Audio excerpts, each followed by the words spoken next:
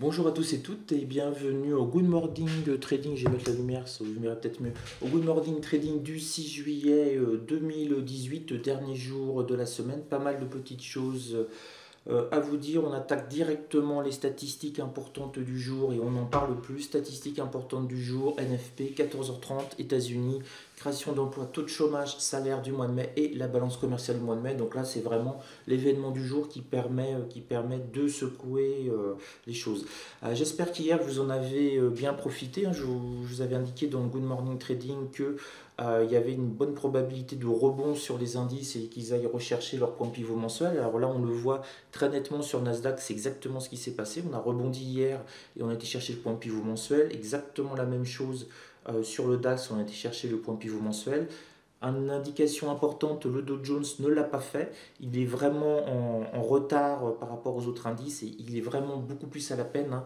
C'est lié notamment au problème entre la Chine et les États-Unis au niveau des barrières douanières. Le Dow Jones est vraiment beaucoup plus impacté par ça. Et on va avoir le CAC 40 aussi. Hop, voilà, je le lance et on va le voir apparaître là. Voilà, et donc le CAC 40, même chose, hein. Hier, comme je vous l'ai indiqué, il y a une bonne probabilité qu'on aille chercher le point de pivot mensuel. On a été chercher le point de pivot mensuel et voilà, donc j'espère que vous en avez bien profité. Moi, j'en ai profité de manière relativement moyenne puisque j'ai gagné à peu près 2000 € hier et ça me fait une semaine de 15 000 euros. Donc je prends mon vendredi, chose absolument exceptionnelle. J'ai décidé de me faire un week-end de 3 jours pour me reposer et me calibrer pour pouvoir trader toute la semaine prochaine de manière beaucoup plus intensive et essayer de faire bien mieux que 15 000 euros sur la semaine. Il y aura un débriefing de la semaine ce soir en vidéo, mais là, c'est rare, j'ai décidé de ne pas trader aujourd'hui pour aussi profiter du plaisir, entre guillemets, d'avoir bien tradé cette semaine et de conforter, entre guillemets, ma psychologie, ce qui est vraiment extrêmement important. Et n'oubliez pas qu'on a tendance à rendre beaucoup de gains. J'avais fait un webinaire dessus le vendredi parce qu'on est fatigué, parce qu'on a l'angoisse du manque. On se dit on va pas trader pendant 2 jours, donc on a tendance à overtrader.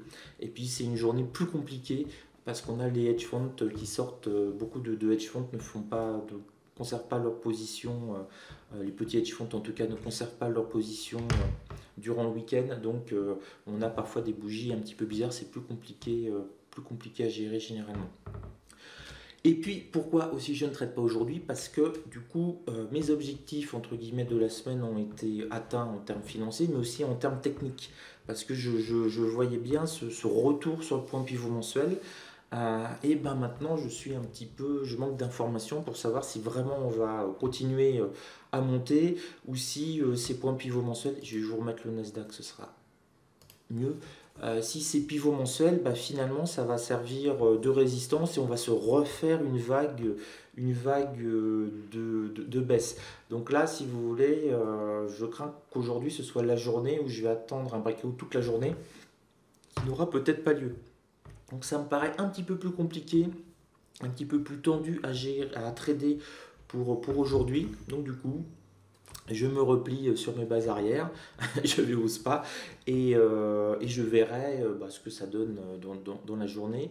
Et puis lundi, j'aurai un plan d'attaque avec des perspectives haussières, baissières un petit peu plus affirmées, parce que là, bon, bah, on est sur le point pivot. Est-ce qu'on va ranger et je vais perdre ma journée? Est-ce qu'on va le breaker?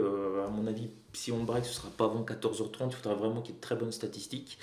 Et puis, bah, si on se met à rebaisser, moi ça m'intéresse qu'on se remette à rebaisser à nouveau. Là, par exemple, le plus bas du mois précédent, ça m'intéresserait de revenir acheteur pour avoir certainement un petit retour à proximité de 17 000, peut-être pas aussi violent que celui-là, mais essayer de choper 10, 20, 30 points. Là, si vous voulez, actuellement, quand je regarde le marché ce matin, entre guillemets, je ne vois rien. Je vois juste que c'est du 50-50 maintenant pour la montée ou pour la baisse, avec peut-être enfin tout va dépendre de 14h30, un petit a priori légèrement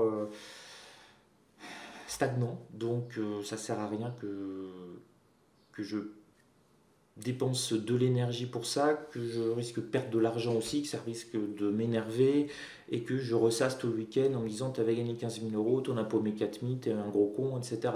Donc là, on va plutôt consolider l'argent, c'est bon, j'y touche plus, les acquis psychologiques, les bonnes ondes, et puis je vais travailler ce vendredi sur mon money management. Là, je suis monté à 4 lots, voir si je peux peut-être selon certains cas, notamment des rebonds sur des points pivots mensuels, passer à 8 lots et tout. Donc ça, c'est quelques calculs qui me permettront de me rassurer aussi. Voilà, bah, c'est tout pour Good Morning Trading. Là, je ne peux pas vous dire, je pense qu'on va atteindre le point pivot mensuel comme hier, hein. Voilà, c'est aussi ça, hein, le trading, c'est que quand on sent le marché, ça peut fortement marcher.